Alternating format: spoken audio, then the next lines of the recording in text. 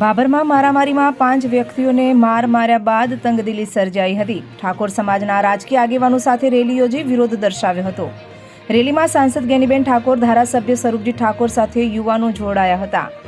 Rally police station પહોંચ્યા બાદ આરોપીને ઝડપી પાડવામાં આવે તેવી માંગ કરી હતી। રેલીમાં કેટલાક લુખ્ખા તત્વોએ જબરદસ્તી બજારો બંધ કરાવી હતી। યુવાનો ઉગ્ર બનતા દુકાનો, શેરડીના કોલા, પાણીપુરીની લારીઓ પર તોડફોડ કરીને વાતાવરણ તંગ બન્યું હતું।